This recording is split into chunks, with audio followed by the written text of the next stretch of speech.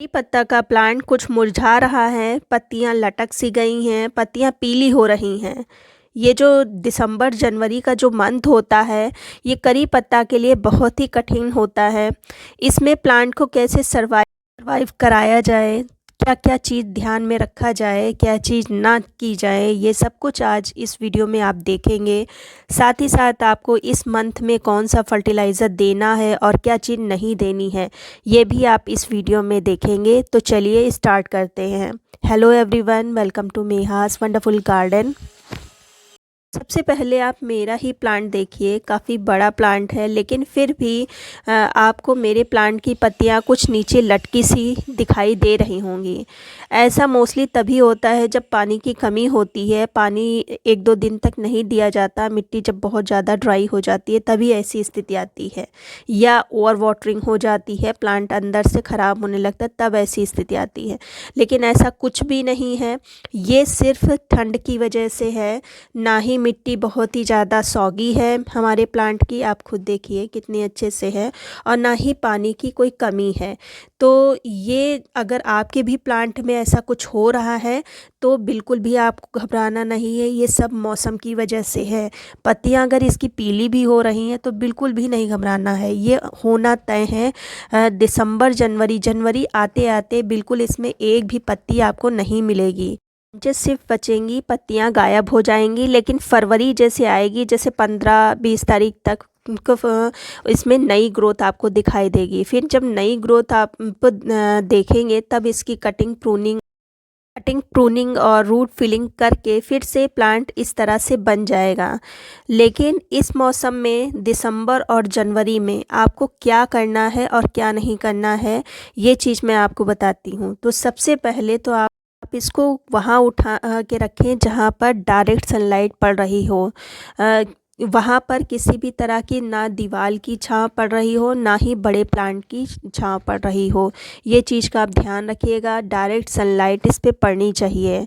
अगर ज़मीन में लगा है तब इसको इतनी प्रॉब्लम नहीं होती है, लेकिन ज़मीन में भी लगा होता है तब भी ये पत्तियाँ झाड़ देता है सर्दियों में। तो अब तो ये गमले में लगा है तो बहुत ही ज़्यादा ध्यान रखने की चीज़ है। फिर दूसरा जो आपको काम करना है, पानी बहुत ही संभाल के देना है। मिट्टी अगर सौगी रहेगी तो इसकी जड़ें काम करना बंद कर देंगी, फिर धीरे धीरे प्लांट आपका ख़राब होने लगेगा। तो जैसे कि मैं करती हूँ, 3-4 दिन के बाद जब मिट्टी हमारी प्लांट की सूख जाती है तब हम इस पे पानी देते हैं। और पानी देने का मेरा तरीका, मैं पाइप से देती हूँ, तो पत्तियों पर स्प्रे करते हुए पानी इसकी जड़ों में डालती हूँ, जैसे कि इस तरह से। इससे फ़ायदा ये रहता है कि जो 3-4 दिन में पत्तियों के ऊपर धूल उल जम जाती है तो वो पानी की सहायता से हट भी जाती है, और जो पानी की नीड होती है इसकी वो इसको मिल भी जाती है। तो इस तरह से कर सकते हैं, लेकिन आपको ध्यान रखना होगा कि मिट्टी एकदम सूखी हो। आप अच्छा तो ये होगा कि हाथ से टच करके देखें, ऊपर की मिट्टी ज़रा हटा के देखें कि नीचे की मिट्टी अगर आपको थोड़ी सी ड्राई लगती है तभी पानी इस पे दें, वरना पानी ना दें। दूसरी बात, ये प्लांट वैसे तो बहुत ही हार्डी है, जल्दी नहीं ख़राब होता है, लेकिन हम अगर बार बार इसकी जगह चेंज करते हैं तो ये प्लांट शॉक में चला जाता है, फिर कम से कम 15-20 दिन ले लेता है रिकवर होने में। तो ये तो होता है जब इसका ग्रोइंग पीरियड होता है। तो लेकिन दिसंबर जनवरी में इसकी जगह बार बार चेंज ना करें, क्योंकि इस महीने में अगर शॉक में प्लांट चला गया तो हो सकता है रिकवर होने में इसको प्रॉब्लम हो। तो जगह इसकी बार बार चेंज ना करिए, एक बार जहाँ रख दिया 2 महीने इसको वहीं पर रखा रहने दीजिए। अब जो बहुत ही ज़्यादा इम्पॉर्टेंट चीज़ है वो है कि मैंने पहले ही आपको बताया कि दिसंबर और जनवरी ये इनका स्लीपिंग पीरियड है, मतलब रेस्ट का पीरियड है। तो इस मौसम में किसी भी तरह की कटिंग या रूट प्रूनिंग या रूट फिलिंग नहीं करना है। ये जो 2 महीने होते हैं इनमें किसी भी तरह की कोई ग्रोथ इस पे नहीं होगी। साथ ही साथ कभी कभी प्रूनिंग वगैरह कर दी जाती है तो प्लांट शॉक में चला जाता है। एक बार शॉक में इस महीने में अगर चला गया तो प्लांट रिकवर नहीं हो पाता है। तो इसलिए कटिंग वटिंग इस महीने में ना करें। प्लांट जैसी स्थिति में है वैसे ही पड़ा रहने दीजिए, बस इसको धूप में रखिए और पानी का ख्याल रखिए। अब जो सबसे ज़्यादा इम्पॉर्टेंट है, इस पे किसी भी तरह की ऐसी चीज़ों का स्प्रे या मिट्टी में ना डालें जिससे फंगस क्रिएट हो, जैसे दही वगैरह है, इस चीज़ों का आप सर्दियों में थोड़ा सा अवॉइड करें। सर्दियों में इस चीज़ को थोड़ा ना डालें तभी अच्छा है। और अगर आपको स्प्रे करना भी है तो जब धूप अच्छे से निकल रही हो तो इनके सिर्फ पत्तों पर स्प्रे करें, मिट्टी में ना डालें।